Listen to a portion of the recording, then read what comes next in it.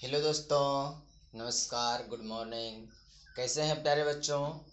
तो आज हम आपको बताने वाले हैं संक्रमण रोगों से क्या क्या नुकसान है और कैसे संक्रामक रोग फैलता है। दोस्तों, संक्रामक रोग जो होते हैं कई सारे प्रतिक्रिया के बाद यह फैलते हैं। मैंने पिछले वीडियो में भी आपको बताया था कि संक्रामक रोग जो होते हैं खास करके स्वस्थ व्यक्ति को क्या करते हैं, अस्वस्थ कर देते हैं। और अस्वस्थ जो व्यक्ति होते हैं उसके संपर्क में जब स्वस्थ व्यक्ति आते हैं तो क्या करते हैं, उसके हर तरह की समस्या उस पर उत्पन्न होने लगते हैं। तो दोस्तों, मैंने आपको बताया था पिछले वीडियो में मानव बीमारियों के प्रकार और 4 प्रकार के मैंने बीमारियों को बताया था। आपको याद है तो आप जा करके, नहीं याद है तो जरूर मिलिएगा, तो आपको पूरा वीडियो मिल जाएगा। तो हम चलते हैं विषय वस्तु पर। सबसे पहले आता है संक्रामक रोग अर्थात इन्फेक्शन डिसीज। क्या है? Infection disease. नहीं कहता इन्फेक्शन हो गया अर्थात यह संक्रमित हो गया इन्फेक्शन के कारण। कोई जरूरी नहीं इन्फेक्शन केवल वायरस, बैक्टीरिया, कई सारे तत्व से होते हैं। जैसे हमारे बॉडी की जो आवश्यकता है, हमारे शरीर के जो पोषक तत्व चाहिए वह न मिला, या फिर बीमारी कोई है, दवाई कोई चला दिया, इनसे भी इन्फेक्शन होता है शरीर में। तो ये सब बहुत ही लॉजिकल बात तो हो जाती है। अधिकांश झोला छाप डॉक्टर क्या करते हैं, तो वही करते हैं जो होना नहीं चाहिए, वह जबरदस्ती कर देते हैं। यूट्यूब से देख करके पथरी का इलाज कर देते हैं। तो ऐसे डॉक्टर से सावधानी जरूरी है। बीमारी कोई इलाज कोई कर देगा तो आपकी जान भी जा सकता है। कारण कि ऐसे जो सूक्ष्म जीवों द्वारा उत्पन्न होता है, ऐसे रोग या रोग क्या कारण, ऐसे रोग जो सूक्ष्म जीवों द्वारा उत्पन्न किए जाते हैं। भाई सूक्ष्म जीव क्या है? वैसा जीव जो हम नंगी आंखों से नहीं देख सकते हैं, अर्थात हम यह भी कह सकते हैं कि जिसको देखने के लिए सूक्ष्मदर्शी की सहायता ली जाती है, तो उसको हम सूक्ष्म जीव कहते हैं। क्या कहते हैं? सूक्ष्म जीव कहते हैं। और स्वस्थ व्यक्ति के शरीर में पहुंचकर संक्रमक उत्पन्न करता है। और यही जब संक्रमक उत्पन्न हो जाता है तो संक्रमक उत्पन्न कारक कहलाते हैं। क्योंकि यही सब जब कोई स्वस्थ व्यक्ति उसके शरीर में यह प्रवेश करेगा, और शरीर में जब प्रवेश करेगा तो शरीर को क्या करेगा, तोड़ मड़ोड़ करके रख देगा। दोस्तों, शरीर को जो है कई तरह से नुकसान पहुंचाने का काम होता है। खास करके इसमें जो है वायरस के कारण, उसके बाद वायरस तो है ही, जीवाणु भी अपना काम नहीं छोड़ता करने के लिए, बैक्टीरिया, हम लोग कुछ बैक्टीरिया खाते भी हैं।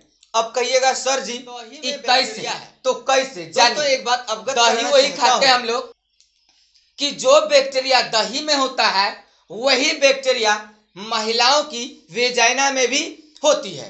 कोई दिक्कत तो नहीं। तो दोनों का फंड अलग है, लेकिन हम लोग कुछ वो जो खाते हैं बैक्टीरिया वह नुकसान नहीं करता है।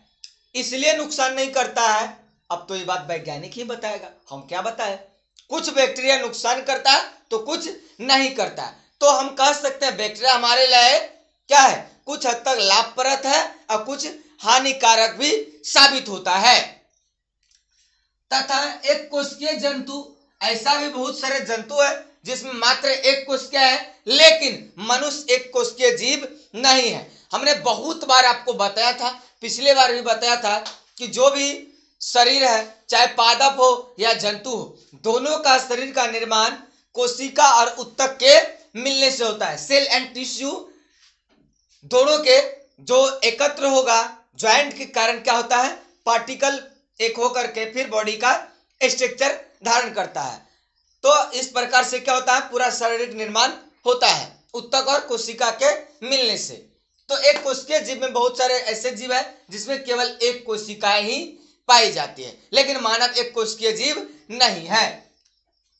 अब कह रहा है वायरस से होने वाले समान रोग। स्वाभाविक है, वायरस से कई सारे ऐसे रोग हैं जो पूरे मानसिक संतुलन को खो बैठता है। लोग मानसिक संतुलन या मानसिक नहीं तो शारीरिक कार्य करने के लिए जो सक्षम होते हैं, यह चीज क्या होता है, उसका पूर्ण रूप से ध्वस्त हो जाता है। तो वह सामाजिक और कार्यशील काम नहीं कर पाता, अर्थात काम करने के लिए वह कुशल नहीं रह पाता, अर्थात कह सकते हैं कि वह पूर्ण रूप से रोगी बन जाता है। जैसे खांसी, जुकाम, इन्फ्लुएंजा। इन्फ्लुएंजा एक मच्छर का जनजाति ही पाया जाता है। डेंगू मलेरिया आप लोग सुने होंगे, तो डेंगू मलेरिया, उसके बाद बुखार, एड्स। एड्स का कई सारे मैंने तथ्य बताया, पूरा चैप्टर पढ़ाएंगे एड्स का, घबराइएगा नहीं। उसके बाद वायरस से होने वाले इस सारे रोग पाया जाता है। तो आपको ये रखना है याद कि सर ये सब जो है सब वायरस से होने वाले रोग है। तो वायरस से होने वाले कौन कौन रोग है, तो वायरस से होने वाले रोग खांसी, जुकाम, इन्फ्लुएंजा, डेंगू, बुखार, एड्स, ये सब जो है कैसे होता है, तो ये सब होता है वायरस से। एड्स का मतलब है HIV से। HIV से क्या चीज से, HIV से। उसके बाद है जीवाणु से उत्पन्न होने वाले रोग। पहला मैंने क्या बताया, वायरस से, दूसरा जीवाणु से। जीवाणु भी हमारे लिए कुछ हद तक लाभप्रद है, तो ज्यादातर नुकसानदायक ही साबित होता है। कैसे होता है जीवाणु, जीवाणु में सबसे पहले आता है टाइफाइड बुखार। जब टाइफाइड बुखार हो जाता है, टाइफाइड बुखार को ही कहा जाता है हड्डी तोड़ बुखार। क्या कहा जाता है, हड्डी तोड़ बुखार। तो टाइफाइड जिस व्यक्ति के शरीर में प्रवेश कर जाता है, अर्थात टाइफाइड जीवाणु शरीर में वायरस कर जाता, प्रवेश करता है, तो पूरे शरीर की जो है हड्डी बुझाता है, कमजोर कर देता है। एकदम पूरा शरीर में हमेशा हरासमेंट उसको महसूस होता है, थकावट काफी बुझाता है, उसके शरीर की ताकत को छीन कर देता है। कौन, तो जीवाणु क्या करता है, शरीर की ताकत को छीन कर देता है। और मनुष्य जो है, जो कार्यशील काम करने वाले होते हैं, इस कार्य को बाधित करना पड़ता है, क्योंकि उसका शरीर में ताकत पूर्ण रूप से समाप्त कर देता है। तो देखते होंगे इसके लिए सबसे ज्यादा पपीता का दूध, बकरी का दूध, ऐसे बहुत सारा आता है जो दिया जाता है किसके, टाइफाइड बुखार में। उसके बाद हैजा। अब तो हैजा का इलाज अच्छा खासा निकल गया है। एक समय था जब हैजा होता था तो पूरे गांव का गांव बर्बाद हो जाता था, क्योंकि इसका उस समय पूर्ण रूप से इलाज नहीं था। उसके बाद हैजा क्या होता था कि खास करके देखते थे कि दुनिया भर के चूहा मरता जाता था। लोगों को लगता था भाई अब तो गांव बर्बाद है। बीमार व्यक्ति को गांव से बाहर रख करके भोजन पानी की व्यवस्था किया जाता था। तो इसी में होता था एक आध दो मनुष्य भी टपक जाता था, तो घर में सबको बैन लगा दिया जाता था कि पूरा कहीं ना गांव फैल ना जाए वायरस, ये होता था। इसके बाद इसको क्या क्या इलाज निकाल दिएगा। क्षय रोग, क्षय रोग को ही बोला जाता है टीबी। क्या बोला जाता है, टीबी। क्षय रोग भी शरीर के लिए बहुत सारा घातक साबित होता है। इसमें खास करके क्षय रोग क्या करते हैं, हमारे यकृत अर्थात लीवर को कमजोर करने के साथ साथ क्या करता है, पूर्ण उसको नष्ट ही कर देता है। तो जिसके कारण क्या होता है, हमारा शरीर पूरा रोगग्रस्त हो जाता है और मनुष्य के जान जाने की भी क्षमता समझिए कि अंतिम चरण तक पहुंचने वाला ही रहता है। उसका एंथ्रेक्सा, एंथ्रेक्सा भी एक होता है, एक आप सुने होंगे, हथपक्का, मुपक्का, खुरपक्का, ये सब बीमारी मनुष्य में भी होता है और जानवर में हो जाता है खुरपक्का, कुछ मुंह फूल जाएगा। मनुष्य में भी होता है मुपक्का, मुंह फूल जाएगा। मसूड़ा दर्द करना, दांत के मसूड़ा दर्द करने लगता है। ये सब जो है किसके अंतर्गत आता है, ये सब आता है जीवाणु के अंतर्गत। उसके बाद सार्स एक बीमारी है। अभी कहिएगा सर जी क्या है, तो ये भी बताएंगे। सार्स क्या है, जीवाणु के द्वारा उत्पन्न होने वाले रोग है। आपको एक बात और बताना चाहूंगा, इंपॉर्टेंट बात जो आपको किसी को नहीं बताना, बहुत मजे और रास की बात बताने जा रहा हूं। दोस्तों कह रहा है स्टेफिलोकाइल जो होता है एक नामक क्या है, जीवाणु है, जिसके कारण किसी के भी मुंह में क्या होता है, मुहासे उत्पन्न हो जाते हैं, मुंह हाथ फूल जाता है, देखने में थोड़ा अजीब लगने लगता है और वो धीरे धीरे उसके अंदर में पानी भर जाएगा और मनुष्य का मुंह बर्बाद होना शुरू हो जाएगा। कितना भी खूबसूरत चेहरा है वो थोड़ा अभद्र देखने में साबित हो जाएगा। सूरत है, सुंदर है, अर्थात कुरूप उसको बनाने में इसको कोई कसर नहीं छोड़ेगा। तो किसके कारण? स्टेफिलोकाइल के कारण। किसके कारण? स्टेफिलोकाइल कि जो नामक जीवाणु है, इसी कारण क्या होता है? मुहासे होते हैं। दोस्तों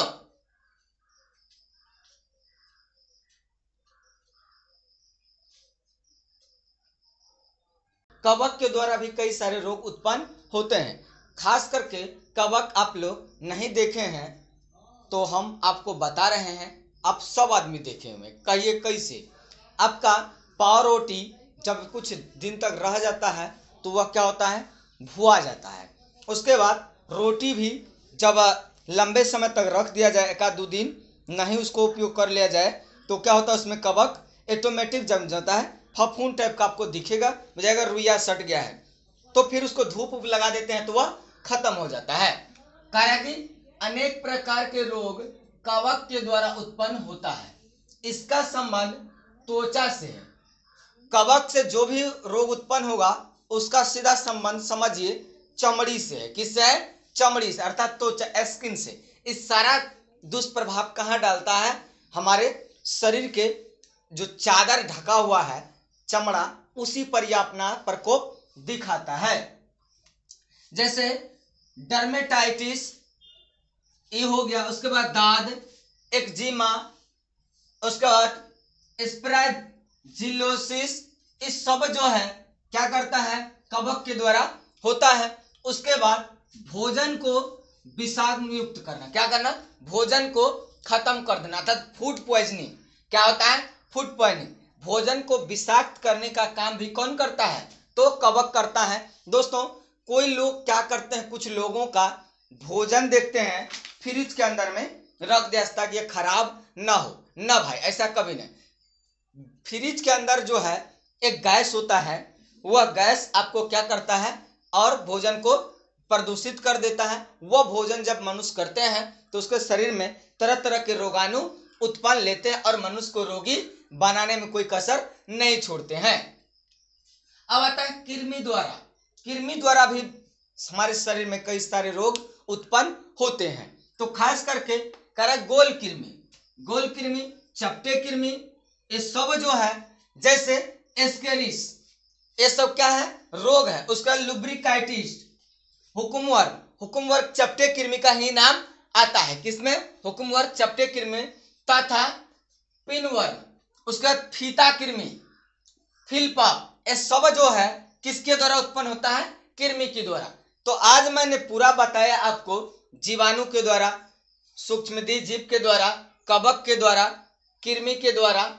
ये जो है पूरा हमने 4 प्रकार का बताया। संक्रमण रोग, और संक्रमण रोग कैसे फैलता है? तो संक्रमण रोग 4 तरह से फैलता है।